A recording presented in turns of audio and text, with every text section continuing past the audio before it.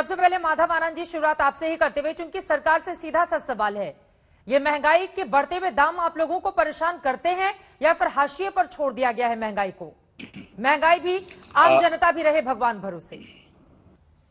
चित्रा जी, लगातार महंगाई बढ़ रही है, इस चीज को हम सब लोग देख रहे हैं। इन्फ्लेशन किस रूप में बढ़ रहा है, पेट्रोल डीजल के प्राइसेस बढ़े हैं, इसमें कोई डाउट नहीं है और इस सब पब्लिक डोमेन में है। लेकिन आप समझने की आवश्यकता है कि कोरोना के कारण पूरे विश्व की अर्थव्यवस्था प्रभावित हुई है और भारत भी इससे अछूता नहीं रहा है। और लेकिन भारतीय अर्थव्यवस्था को मजबूती अगर प्रदान करना है तो सरकार को सपोर्ट करने की भी आवश्यकता है। और आज देखिए कि आज वैश्विक स्तर पे अमेरिका की इकोनॉमी ले लीजिए, चाइना की इकोनॉमी ले लीजिए, और आज ही का रिपोर्ट है गोल्डमैन सैक्स का, जहां डेट क्राइसिस कहा गया है अमेरिका और चाइना जैसे बड़ी इकोनॉमी के लिए। एक टाइम वह भी था जब इंडिया एलडीसी कंट्री यानी लिस्ट डेवलपिंग कंट्री में काउंट होता था। आज डेवलपिंग कंट्री और हम लोग डेवलप्ड कंट्री के कगार पे यानी आगे बढ़ने की कोशिश कर रहे हैं कि इंडिया कैसे समझाएंगे आप इस बात को? जो गरीब हाशिए पर पड़ा हुआ आम आदमी है उसको कैसे समझाएंगे? सुधांशु जी हमारे साथ जुड़ चुके हैं, लेकिन जो बातें आपकी ओर से कही गई हैं सुप्रिया, वो कहते हुए नजर आ रहे हैं कि देखिए, अगर राष्ट्र को मजबूत बनाना है तो फिर इस तरह की स्थिति का सामना करना ही पड़ेगा। मुझे थोड़ी सी हंसी आती है और थोड़ा सा क्षोभ होता है, क्योंकि अगर जरा से भी अर्थव्यवस्था की समझ होती तो वो ये बात ना कहते। और मैं आपको बताती हूं वो ये बात क्यों ना कहते। प्रधानमंत्री मोदी जब प्रधानमंत्री बने थे, उन्होंने कहा था कड़वी दवाई पीनी पड़ेगी, और इस देश ने उनके साथ कड़वी दवाई पीने का मन बनाया था। लेकिन यह भी सोचा था कि वो बुरे वक्त में हमारा साथ देंगे।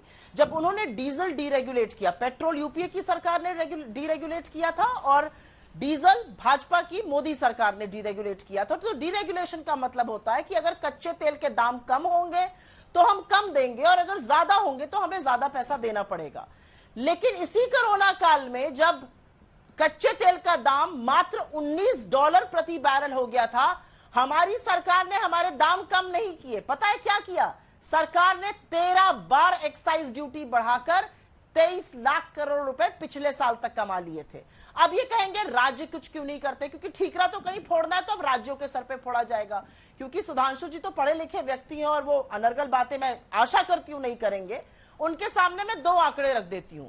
2014 में डीजल की प्रति लीटर की सेल पर सेंट्रल गवर्नमेंट को, केंद्र की सरकार को ₹2.14 मिलते थे। ठीक है। राज्य की सरकार को ₹1.14 मिलते थे। आज की तारीख में केंद्र की सरकार को 31 रुपए से ज्यादा मिलता है, राज्य की सरकारों को 74 पैसा मिलता है। वही हाल पेट्रोल का है। केंद्र की सरकार 32 रुपए 33 पैसे कमाती है, राज्य की सरकारें 57 पैसे कमाती है। ये निरंतर शेयर खत्म होता जा रहा है। तो ये ठीकरा इधर उधर ना फोड़िए। और ये तब कमर तोड़ महंगाई का आलम है जब मंदी से लोग त्रस्त है, त्राहिमाम कर रहे हैं, लोगों की नौकरियां गई हैं, वेतन कम हुए हैं, आय चली गई है परिवारों की। जवाब दीजिए इन तमाम सवालों का। कमर तोड़ना महंगाई से, महंगाई का ये जो मुद्दा है वो सरकार को परेशान करता है या फिर नहीं करता है? आम आदमी की फिक्र आप लोगों को है या फिर ठंडे बस्ते में है महंगाई का मुद्दा? और बीते 3 दिनों में पेट्रोल ने 3 बार अपने उसके दामों में इजाफा हो गया है। क्या कोई ऑप्शन नहीं है कि आम जनता को महंगाई से राहत दी जा सके? चित्रा जी, इसमें एकदम यथार्थ तथ्यपरक बात करनी चाहिए, जैसे सुप्रिया जी ने बोला। ये बताइए, ये पेट्रोल और डीजल के दाम हर शहर में अलग अलग क्यों होते हैं? अगर केंद्र सरकार तय करती तो पूरे भारत में एक होना चाहिए था ना।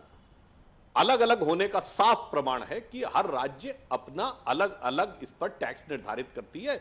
इसलिए दिल्ली, मुंबई, कोलकाता, मद्रास या राज्यों की राजधानियों में अलग अलग है। दूसरा विषय यह आता है, अभी जीएसटी काउंसिल की तो बैठक खत्म हुई।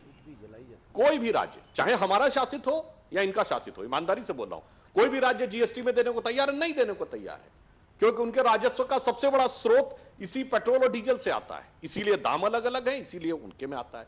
तीसरी बात जो सुप्रिया जी ने कही, उसमें संशोधन कर दूं। यह बात उन्होंने सही बोली कि 2010 में पेट्रोल डीरेगुलराइज हुआ था, मगर मोदी सरकार आने के किस समय में डीजल डीरेगुलराइज हुआ? अक्टूबर 2014, हमारी सरकार आने के महज 4 महीने बाद। और वो क्यों हुआ?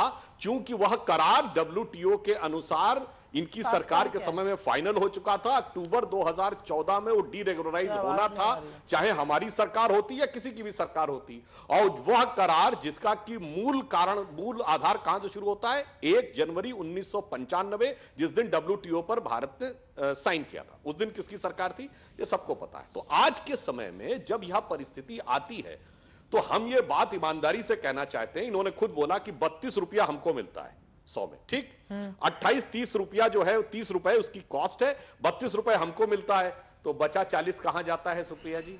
राज्यों के पास जाता है ना। और जो 32 हमारे पास आता है, वित्त आयोग की अनुशंसा के अनुसार उसमें से 40% वापस दूसरे मदों से राज्यों पे चला जाता है, यानी 32 में से 12.5 रुपए फिर वापस चला जाता है। अर्थात जो आज 100 रुपया कोई व्यक्ति पे कर रहा है तो उसमें से कितना जा रहा है? 30 रुपया उसकी लागत में जा रहा है, 18 रुपए केंद्र सरकार पे आ रहा है और 60 रुपए राज्यों के ऊपर जा रहा है। यह बिल्कुल स्पष्ट आंकड़ा है